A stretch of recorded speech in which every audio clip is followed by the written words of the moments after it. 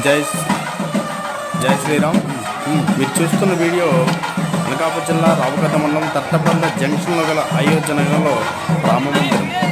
ఆ రామమందిర విగ్రహ ప్రతిష్ట జనవరి 22వ తారీఖు 2024 అయోధ్య నగరంలో రామమందిర నిర్మాణం పూర్తయిన రోజే, ఆ విగ్రహ ప్రతిష్ట రోజే ఇక్కడ కూడా విగ్రహ ప్రతిష్ట జరిగింది.